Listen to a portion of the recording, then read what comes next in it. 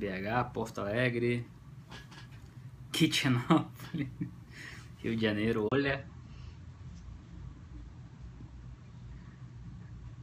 Quintins Faria Lima, Olá Bogotá, Recife, Niterói, São Gonçalo, Beliche do Cerveró, Caxias do Sul, Torres, BH, Santos, Papuda, São Paulo, São Quentin. Tem alguém de Alcatraz também, não? Curitiba, Piemonte, Sing Sing, cara, só tem coisa. Barreiras, Edifícios Solares, Panelândia. Ixi, amigo, pegou, hein? Pegou. Deixa eu abrir aqui minhas internet que eu não parei o dia inteiro nem pra respirar.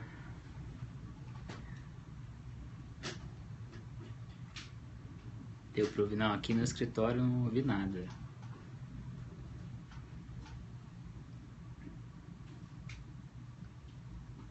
Não ouvi. Mas aqui não dá pra ouvir nada. Tem isolamento. Madeira. Teve muito panelaço? Onde cada um de vocês está? Quais cidades teve panelaço?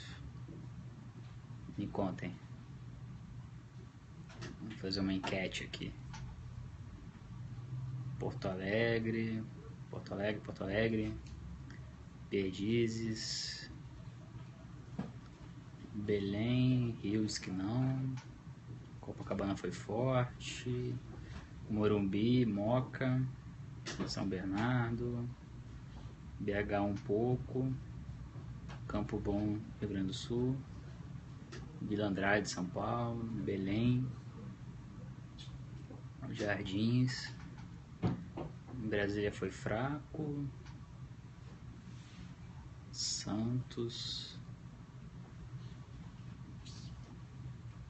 Como é que foi o panelaço em Miami? Londres, não? Esse é um periscope cosmopolita, afetado. Xangai não teve? 0 em Búzios.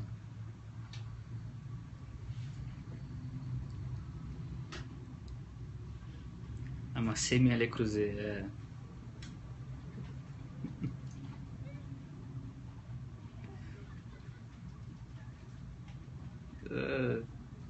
será que teve em Hong Kong? Essa é uma excelente pergunta. Deixa eu abrir aqui os tweets. Bom, apesar de panelaço, apesar de Supremo, apesar de um monte de coisa, o que chama atenção, embora a gente já soubesse uma razão, em alguma medida, são as notas fiscais que o JN reproduziu agora, né, que mostram, que constituem mais uma evidência de que a OAS prestou favores ao ex-presidente Lula, porque pagou utensílios de cozinha da Kitchens no Solaris, no Triplex, e também no sítio de Atibaia, aquele que não é do Lula, mas é frequentado por ele mais do que se fosse a própria casa.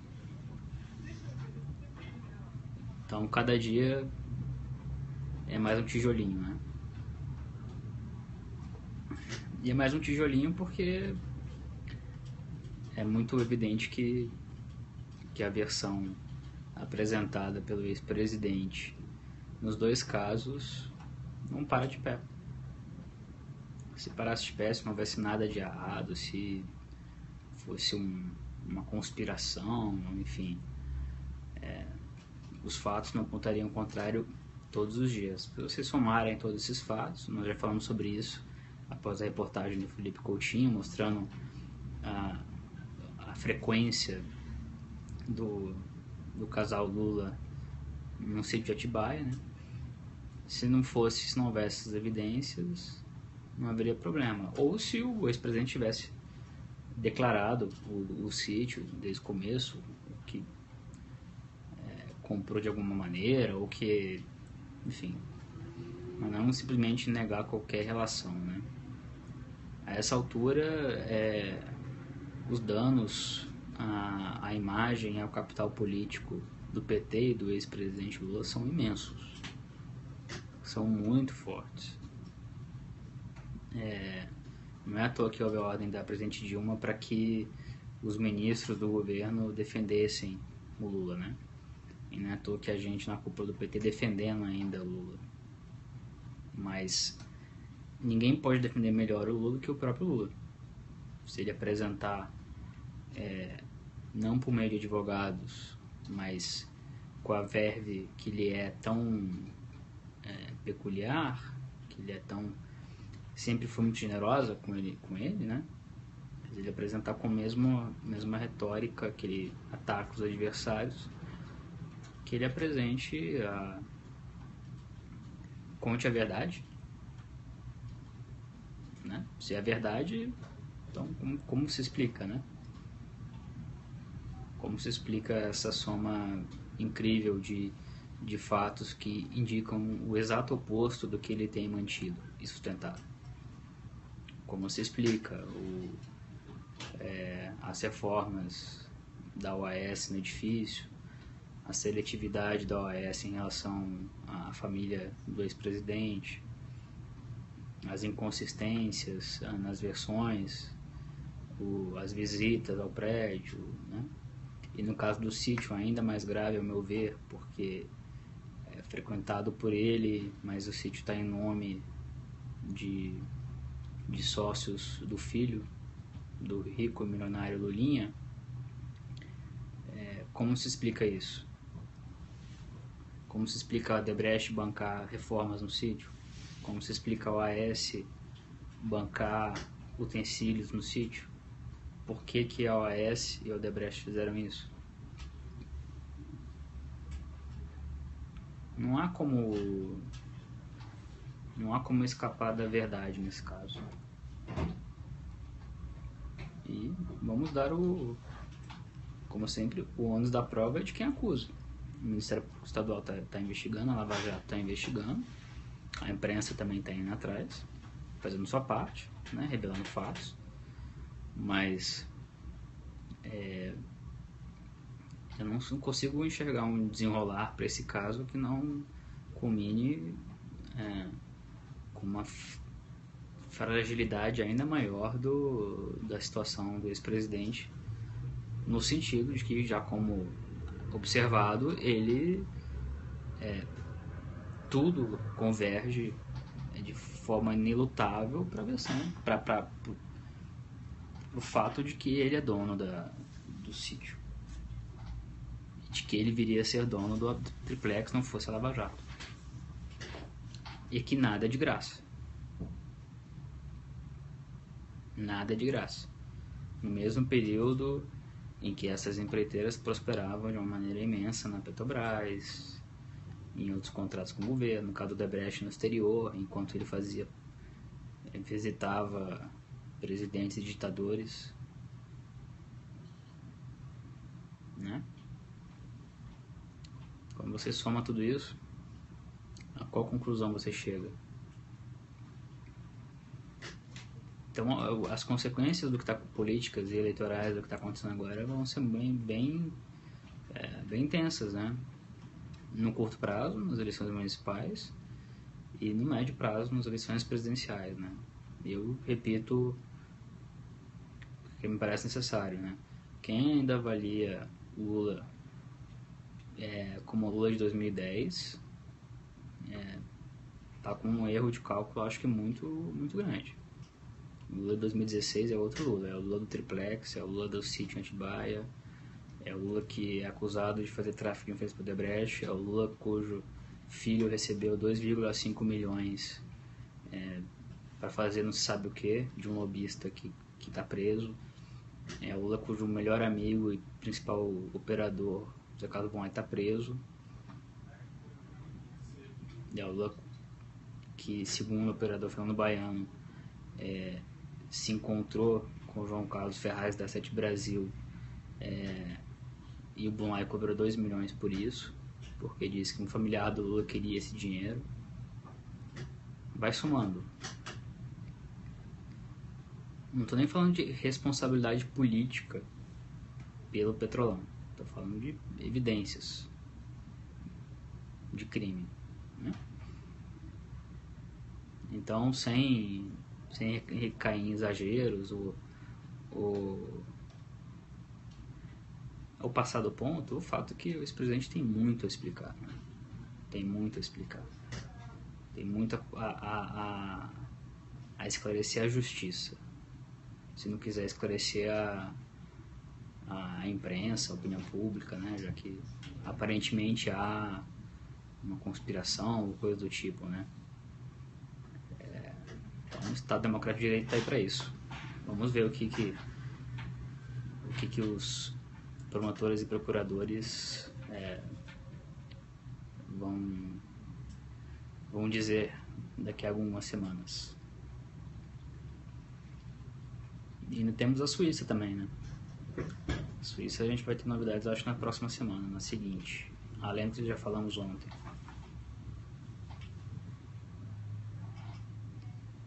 Perguntas?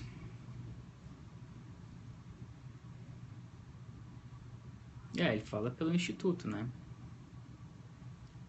Os assessores de imprensa que são muito agressivos. Tem todo o direito de ser agressivos, de serem valentes, né? De gostarem de briga, essa coisa belicosa que é muito forte por uma parte do PT, né? Não me parece que seja uma estratégia muito bem sucedida, né?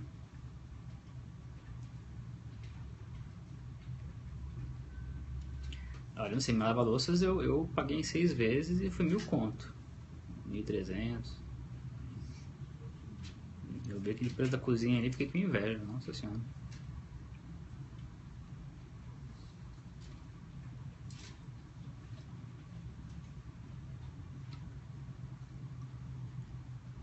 Dilma já se arrependeu do Fachin?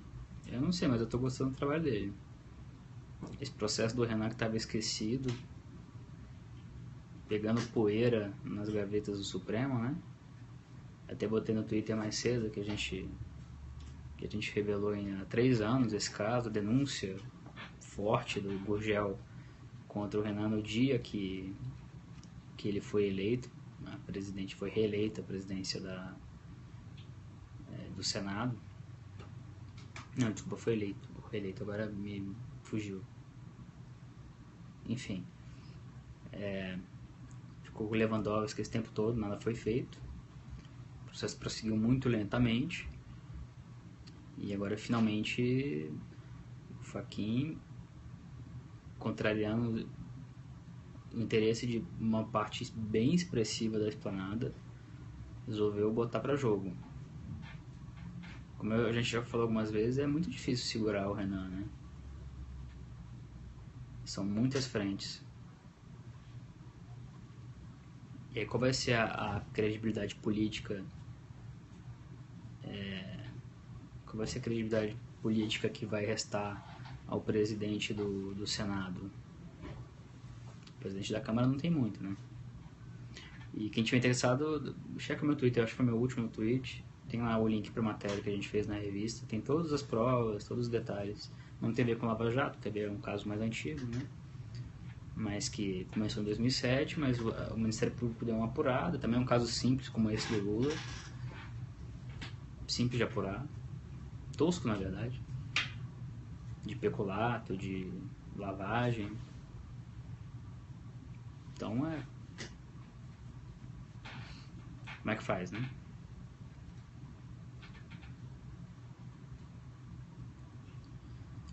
Você esperava essa do Fachin? Não. Não tinha informação disso. Não sabia o que ele ia fazer. Confesso minha agradável surpresa. Mas esse processo tem que andar, né? A justiça tem que ser célere. Não pode ser apressada, mas também não pode ser modorrenta, né? como vinha sendo nesse caso. Acho que pouco interessa os motivos do Fachin nessa altura. O que interessa para as pessoas e para o país é que ele faça as coisas corretamente, né? Faça andar. A pior coisa nos processos é quando você não age. Ou seja, você nem arquiva, você nem diz que não, nem que sim. Quando você não faz nada, você está fazendo algo. Ou seja, você está beneficiando, seja por qual razão, uma razão legítima ou ilegítima, aquele que, no processo criminal, aquele que é acusado. Na verdade, nesses casos, né? Porque, em tese, um acusado que é inocente quer que o processo corra de forma célere, né? Mas há muitos acusados que preferem alongar, e a gente sabe muito bem porquê, né? Essa parte do Fernando Moura, né? Fernando Moura é preciso esmiuçar ainda, não há informações ainda suficientes para passar algo consistente para vocês, mas o comportamento dele é extremamente suspeito. Conhecendo a história dele com o Dirceu e as designadas do depoimento, eu acho que o processo sofre muito com isso do Dirceu, não necessariamente em termos de condenação, porque assim, são muitas provas abundantes, só o Milton Pascovitch já a meu ver, já dá uma consistência fortíssima para o processo contra o Dirceu, né? E há outros muitos elementos. Mas nessa altura, eu acho que a delação do Fernando Moura é altamente questionável. Altamente questionável.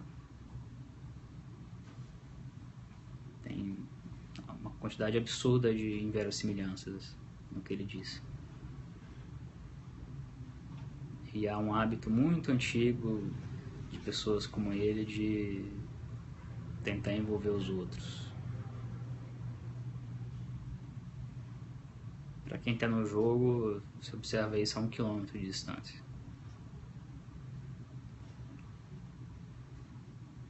Mesmo no de hoje. A mim não passa confiança. Não passa confiança. Mas quem sou eu, né? O que interessa é a opinião dos procuradores, dos juízes, né? Eu só falo como alguém que apurava o Fernando Moura desde 2004. Um panorama breve de como está o governo e o Congresso. Bom, sendo bem breve mesmo, né? Me parece que a Dilma, apesar do gesto do discurso, que é positivo, né? Como ela está muito desmoralizada junto ao Congresso, ela não tem controle sobre a agenda do Congresso, né? Do Congresso está sob o controle da Lava Jato e é uma agenda defensiva, né? E defensiva inclui o impeachment da presidente.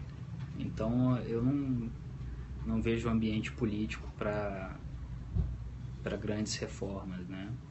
Eu acho que o Congresso vai trabalhar, vai passar coisa, não é que vai ficar imobilizado, não é exatamente isso, né? Mas não se esqueçam que segundo semestre tem eleições, embora municipais isso paralisa muito o Congresso também, e vai ser difícil o presidente, com uma agenda muito parecida com o que ela já vinha tentando impor ao Congresso, mesmo que seja na base do diálogo agora, consiga passar sobretudo a CPMF, que é o âmago, né, do que ela tem a oferecer. O DRU pode passar, enfim, tem várias coisas ali que podem ser tocadas. Na essência, corte de gastos, né, profundo, que pode, no curto prazo, dar um respiro para a economia. Me parece muito improvável, mas nunca se pode menosprezar o poder do executivo num regime como o nosso, né, presencialista. E eles estão trabalhando muito, isso é preciso reconhecer. Trabalhando no sentido de aglutinar a base, de distribuir cargos nesse fisiologismo de coalizão, de oferecer o máximo de espaço, de fazer gestos de diálogo, né? Então, a Dilma e seus ministros estão trabalhando muito. E um governo, quando trabalha muito, não pode errar tanto quanto ela erra, né? Ela erra demais. Se ela errar menos, ela pode conseguir se equilibrar, mesmo que com os 10% dela, os 15%, né? Mas é para ficar no abismo, não tem muita saída não, por enquanto.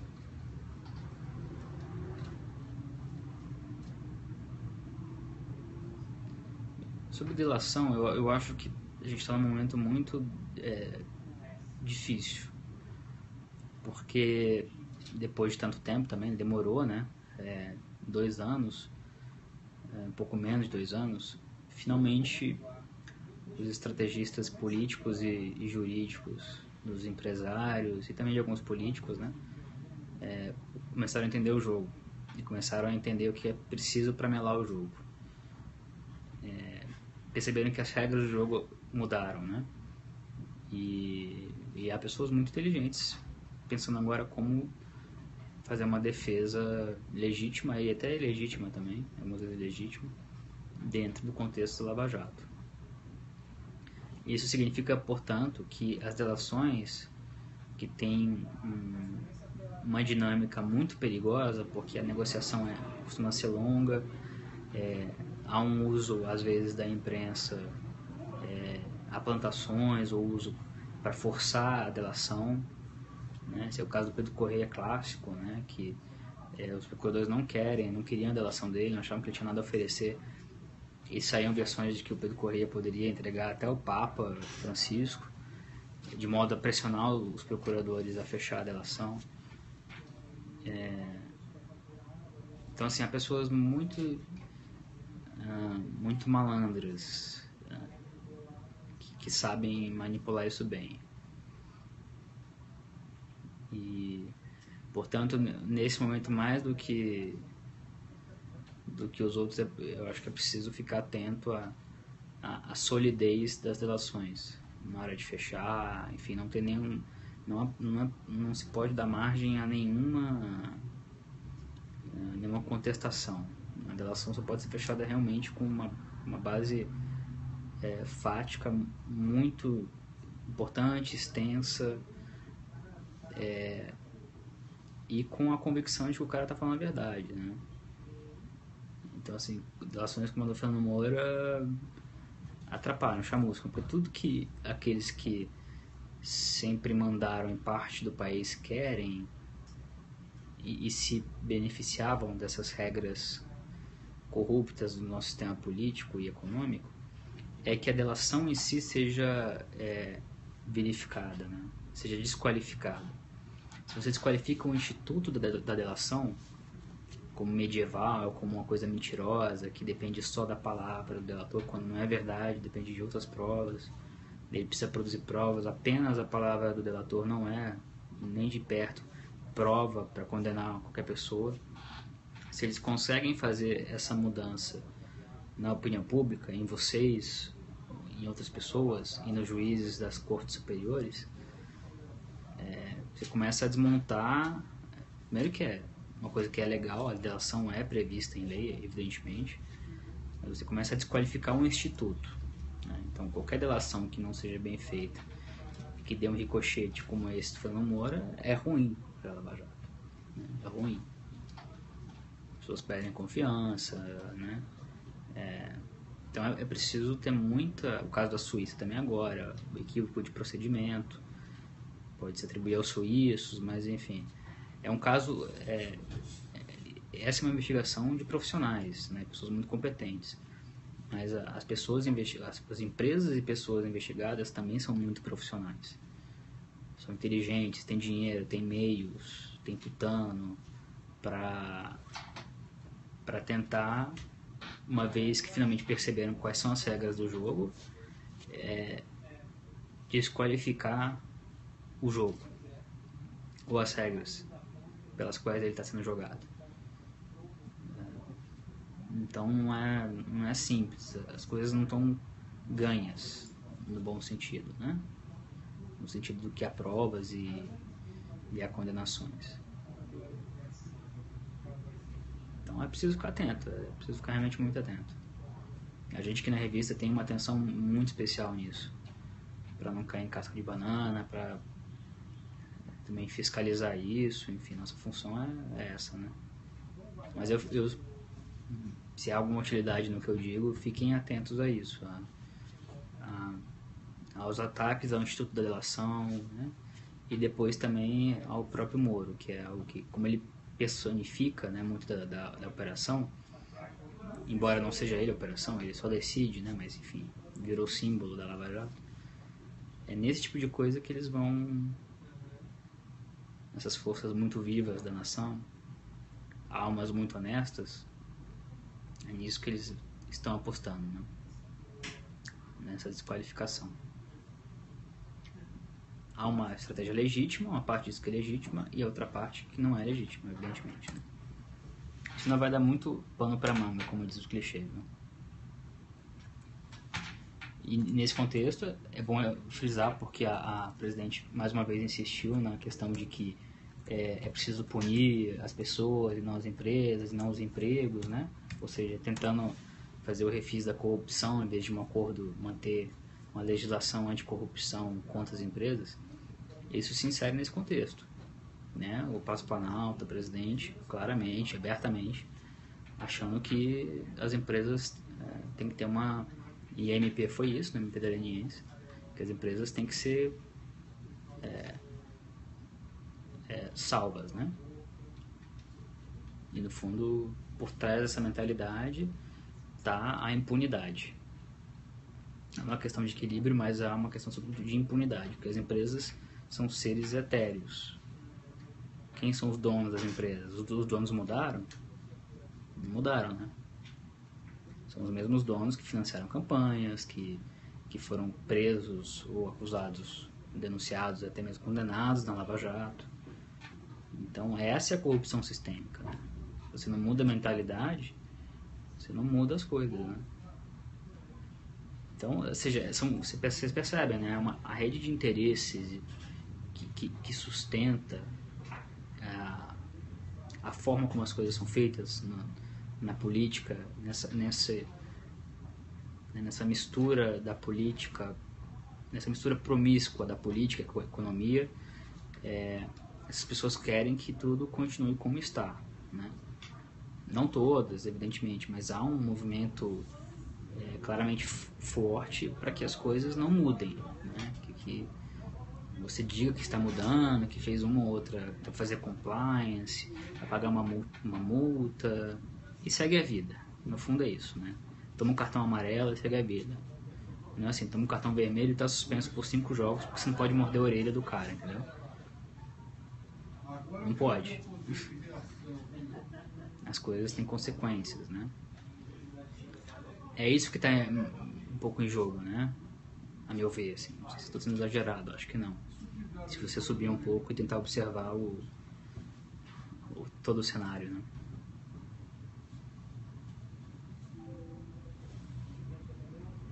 Perguntas? Isso aqui não tem jeito? Investigação da Petro nos Estados Unidos. Vai causar um rombo tremendo nos cofres da Petrobras, né?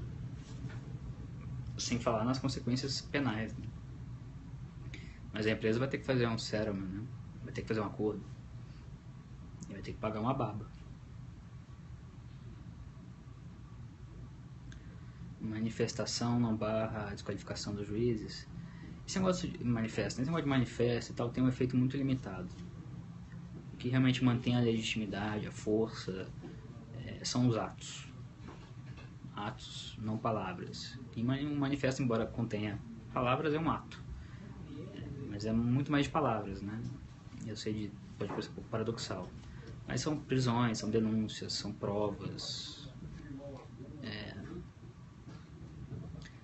São decisões consistentes o tempo inteiro, né? A ausência de erros, é isso que faz a diferença. E a conscientização de vocês, né? Do que é que está em jogo, do que não está em jogo, da transparência, né? Vocês saberem exatamente o que está acontecendo. Vocês sabem o que está acontecendo em Curitiba, com um grau de transparência muito, mas muito maior do que vocês sabem do que está acontecendo em Brasília. né? No Supremo, enfim, as coisas no Supremo, entre PGR e Supremo, são pouco conhecidas, a não ser no caso do Dado Cunha e do Collor, que são esculachados, né? Mas nos demais casos há um cuidado muito grande com os investigados, com os denunciados, e as pessoas ficam sem saber o que está de fato acontecendo para poder cobrar ou deixar ou aplaudir, né? E no caso de Curitiba, a meu ver, uma saudável transparência, sem que isso afete também, a meu ver, as garantias constitucionais dos investigados, ou acusados ou apenados, mas que é muito positiva para vocês, né? Para a gente, como sociedade, saber o que se passa e saber avaliar se isso é bom ou se é ruim, né? Mas há um descompasso entre Brasília e Curitiba. E não me parece saudável esse descompasso. Uma opacidade ainda grande no Supremo, né, que dá margem a perguntas constantes que vocês fazem, e muitos se fazem, de por que fulano não é investigado, o que houve com o processo de Cicrano, por que o Dado Cunha anda, por que o do Renan não anda. Vocês fazem essas perguntas que a gente não tem respostas, sendo bem sincero. A gente busca essas respostas, mas boa parte das vezes a gente não consegue ter fatos que possam dissolver suspeitas, né? Ou confirmar também suspeitas, né? Que é o pior dos mundos. Cria uma desconfiança entre vocês e as instituições. É muito ruim isso, né? Mas vamos tentar olhar pelo lado positivo, né? As coisas estão, de certa maneira, melhorando também. O Supremo hoje é muito mais transparente do que era há 10 anos, enfim. Uma série de coisas positivas no judiciário, né? A própria PGR também avançou muito em transparência, mas ainda está longe de ser o que é necessário ser. Já falei demais, né? Pouca informação e falando muito. Dando cascateiro. Vamos para a última? Que eu tô aqui no meio da confusão do fechamento, então minha cabeça tá...